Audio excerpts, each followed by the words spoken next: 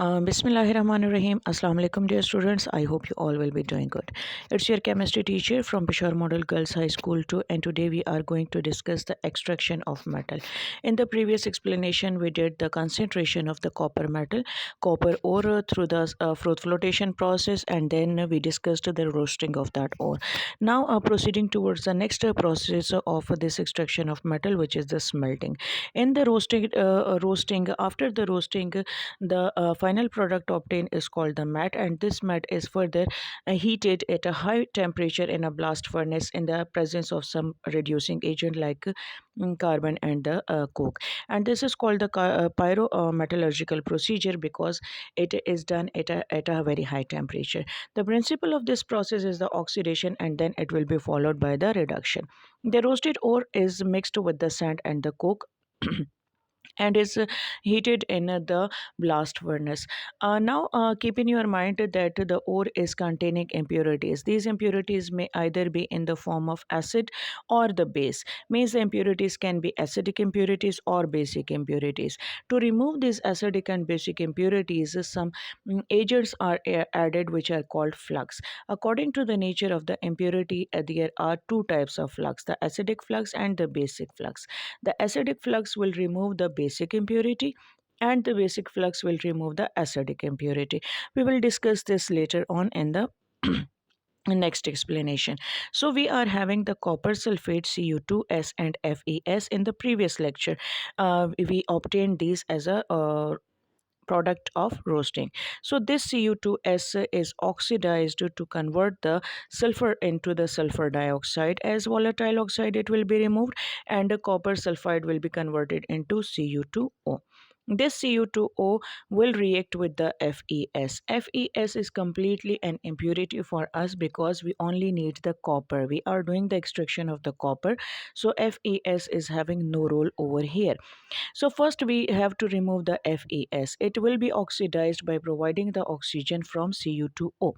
This Fe will be converted into FeO, and we will get Cu2S. Keep in your mind that in this procedure partial oxidation of the iron sulfide will be done. It means that some of the iron sulfide will still be there in this mixture.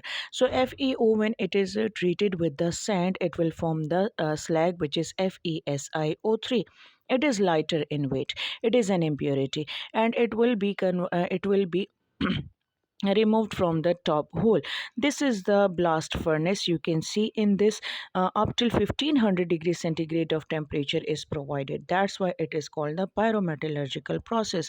On the left hand side, you can see that the carbon dioxide reacts with the carbon to form the carbon monoxide. These are impurities. Carbon over here is acting as a reducing agent. In the second step, carbon along with the oxygen will be removed in the form of carbon dioxide. While on the right hand side, in case of the iron ore, so you can see that calcium oxide is there, and calcium oxide, when it is reacted with the silica. Calcium oxide is basic in nature and silica sand is acidic in nature. So it will form the slag CaSiO3. It is in the case of the iron. While in the case of copper, we will get FeSiO3 as a impurity. The second procedure, further continuation of the process, is Bessemerization. This Bessemerization is done in the Bessemer converter, and this process was first introduced by the Henry Bessemer. And this is done in an egg or pear shaped furnace. That's why this furnace is called the Bessemer converter. In this Bessemer converter, the molten matte, which is obtained in the previous um, mm, step, so this will further be reacted with the silica in the air. What this silica will do, again silica will remove the slag, and the principle of this procedure is the reduction. In the smelting we did the oxidation, and now we are going to reduce that one metal. So the molten matte is poured in the converter. I already discussed that FeS is partially oxidized, so still we are having FeS in the container in this mixture. So this FeS will first be converted into FeO, and FeO is a basic impurity, so it can be removed with the sand in the form of slag.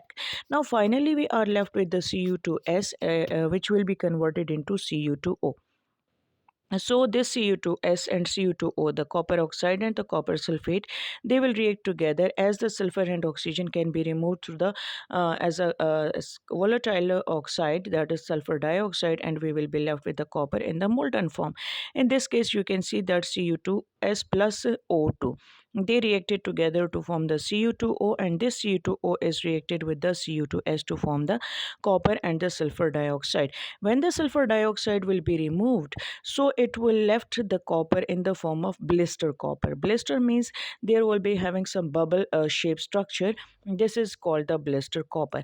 This blister copper, which is obtained through this metallurgical procedure, is about 95 to 97% pure, but still it is having some of the impurities in the form of iron, manganese, and silver and gold, etc. To remove that one, we you have to follow the electrolytic refining procedure. Why we are doing the electrolytic refining? Electrolytic refining is done to purify the metal up till 100%. 100% purity is not possible, so it is focused to be pure up to the maximum level. And why we are doing the electrolytic refining? Because the copper is used in the electrical industry, and for electrical conduction the copper should be about 100% pure. So in this impure copper which we obtain through the metallurgical process is purified, and we will make an electrolytic cell. In this electrolytic cell, anode and cathode will be placed. Anode will be made of blister copper, and cathode will be a piece of pure copper. Now, the electrolytic solution will consist of the copper sulfate and the sulfuric acid, and they are taken in the form of solution. The voltage provision will be about 1.3 volts in this process. Now, during the electrolysis, as soon as the electrical current will be passed, so the copper from the impure anode will come into the solution, leaving behind its electron. These electrons will travel through the outer circuit towards the cathode, and in the solution Cu plus 2 ions are already present, so they will gather around the cathode and they will pick up the electron and will get deposit in the form of copper. In this case, the anode mud will be formed. The less reactive metals like the silver and the gold and platinum, etc., they will settle down at the in the form of anode mud or sludge, while the reactive metals like the zinc and some other iron, they will remain in the solution form. But the condition provided are just for the extraction of the copper. You can see the metallurgical electrolytic cell in this container. The impure copper acting as anode, the pure copper acting as cathode, copper sulfate solution, and the impurities mentioned over here are basically the anode mud. So this was all about the electrolytic refining, and you can see that at anode first, the copper will lose two of its electron to form the Cu plus 2, while in the cathode the Cu plus 2 and 2 electron it will get to form the Cu. Thank you so much, and I hope you got the concept of metallurgy.